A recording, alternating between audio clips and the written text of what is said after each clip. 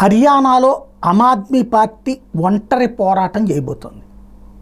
అక్కడ విశేషం ఏంటంటే ఐఎన్డీఏ కూటమిలో ఆమ్ ఆద్మీ పార్టీ కాంగ్రెస్ ఒకటే కదా, అందరూ అందులోనే ఉన్నారు కదా.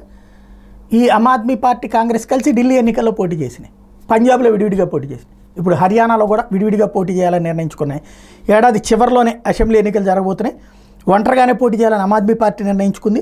అసెంబ్లీలోని మొత్తం 90 స్థానాల్లోనూ అభ్యర్థులు బరిలో ఉంచుతామని ప్రకటించింది. ఆప్ జాతీయ కన్వీనర్ ఢిల్లీ సీఎం కేజ్రీవాల్ ఈ నెల 20న ప్రకటిస్తారు ఆ పేర్లు అని పార్టీ రాజ్యసభ ఎంపీ సంజయ్ సింగ్ ప్రకటించారు. హర్యానాలో పలుమార్లు సొంతంగానే పోటీ చేసిన ఆమ్ ఆద్మీ పార్టీ ఇప్పటిదాకా ఖాతా తెరవలేదు. ఇటీవల లోక్సభ ఎన్నికల్లో ఐఎన్డీఏ కూటమిలో కాంగ్రెస్తో సీట్ల సర్దుబాటు అయితే చేసుకున్న నేపథ్యంలో ఇది ఒక రకంగా కాంగ్రెస్ని బెదిరించడం. ఏదో వీళ్ళు అడిగినన్ని సీట్లు ఇచ్చి ఉండదు, అది 90లో 45 అంటుందంట. కాంగ్రెస్ పార్టీ గతంలో అక్కడ ప్రభుత్వం చేసింది, ఇప్పుడు కూడా కాంగ్రెస్కి ఛాయిస్ ఉంది కాబట్టి అందులో నుంచి తమకి వాటా కావాలని ఆమ్ ఆద్మీ పార్టీ కోరుకుంటుంది.